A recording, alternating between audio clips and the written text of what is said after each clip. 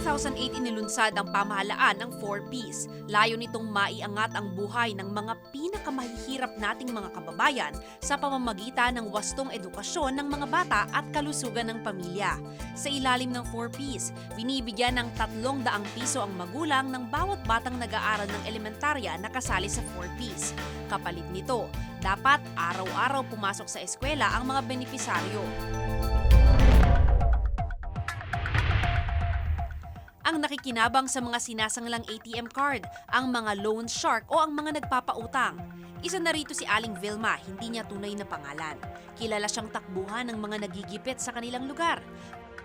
Inabutan namin siyang nag-iimbentaryo ng kanyang bagong negosyo. Kakagaling lang daw niya sa pindutan.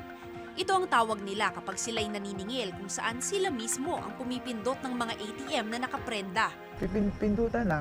May laman ni ATM. Magsisigawan na yan sila. Pindutan na. Minsan may hirang pupunta sa bahay. Ate, try ko, baka may laman na. Ngayon daw, halos 12 ATM card ng 4Ps ang nakasangla na sa kanya. Pagka sinanla nila sa akin, kinukuha ko yung PIN number nila. O dito, nililista ko yan dito sa kanila. Tapos para pag araw ng pindot, alam ko yung number. Dala na rin daw ng awa, napilitan siyang magpautang sa kanyang mga kapitbahay. Bago pa po ibinigay sa amin yung ATM, sinabihan na kami na bawat isang bayan. Dahil sa gobyerno yan, hindi sa inyo. Dahil nga lang din po may nangangailangan. Hindi rin na talaga maiwasan. Kada kamakalawang buwan daw umaabot ng mahigit 10,000 ang kanyang kita at mas lumalaki pa raw ang tubo kapag hindi natutubos sa ilang pindutan. Ang ibang ATM card naman, halos na luma na lang daw sa kanyang mga kamay. Para kay Aling Vilma, kahit alam niyang mali, nakakatulong naman daw siya sa mga nangangailangan. Dati, nung unang hawak ko po, 30. Nagbawas po ako. Kasi medyo naawa na rin ako sa kanila Natutulog na sa akin yung ATM nila hindi na nila natutubos. Isang taon ko nang hawak yung isa. Minsan naman, labas-masok lang. Pagbubunyag pa sa amin ni Aling Vilma, nag-uumpisa pa lang daw siya at marami na raw pumasok sa ganitong uri ng negosyo na ang tanging parokyano, mga miyembro ng 4Ps ng DSWD. Kung si Aling Vilma nagsisimula pa lang sa ganitong negosyo, ang isa naming nakilala, batikan na sa ganitong uri ng kalakaran. Sa isang tagong lugar daw kami magkikita. Matapos ang ilang oras, nagkita na rin kami sa aming tagpuan. Pagpasok sa Tagong Silid, ipinakita ni Aling Lita. Niya tunay na pangalan ang halos 50 ATM card na naisangla na sa kanya.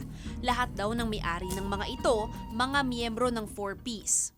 Okay, ito po lahat ng mga nakaprenda sa inyong ATM.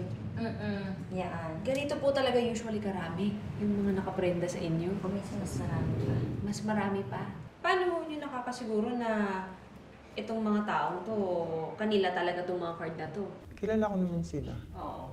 Alam ko yung katayuan nila sa buhay. Oo. Kaya kinukuha ko. So bawat isa ko na may-ari ng card na to, kilala nyo talaga?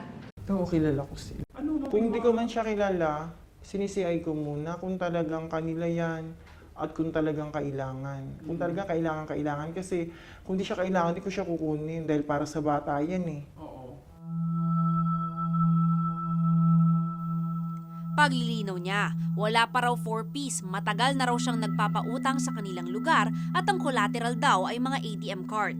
At noong magkaroon daw ng ATM card ang mga benepisyaryo ng 4Ps, nakaisip daw ang kanyang mga kapitbahay na isangla na rin pati ang mga ito sa kanya. Alam ni Aling Lita na mali ang kanyang ginagawa, pero hindi na raw siya nakukonsensya dahil para sa kanya, malaki ang kanyang naitutulong sa mga nangangailangan. Natural na may tubo kasi hanap buhay eh. Dami sa'yo magpapautang sa panahon ngayon, mahirap ang pera eh. Hindi naman kami nanggigipit ng tao. Hanggang doon na kami sa 200. Hindi na sumusobra pa. Kwento pa ni Aling Lita, halos umaabot daw ng isang araw ang kanilang itinatagal sa mga ATM sa araw ng pindutan. Nakasulat ang PIN code sa tip na nakadikit sa mga ATM card. Gaya ni Aling Vilma, 10% din ang tubo ni Aling Lita sa mga nais umutang sa kanya. Sa pakiusap ni Aling Lita, hindi na niya binunyag sa amin ang kanyang kinikita tuwing araw ng pindutan. Sabi niyo nga po, di ba, minsan walang laman talaga yung Oo, ATM. zero. Oo, so, nalulugi kayo. Hindi naman. Hindi ko na iniisip yung lugi. Kasi kung minsan naawa din naman ako. Tulong ko na lang yun. Mapipindot ko rin naman ulit after 2 months na naman. Kung tatanungin si Aling Lita, hindi raw niya suportado ang ganitong programa ng pamahalaan. Ang hanap buhay naman ng mga asawa nila, hindi naman permis. So yun ang kailangan ngayon. Hindi porpis, kundi hanap buhay. Dahil sa ganitong mga irregularidad, tunay nga bang natutugunan ng 4Ps ang pangangailangan ng maralitan nating mga kababayan?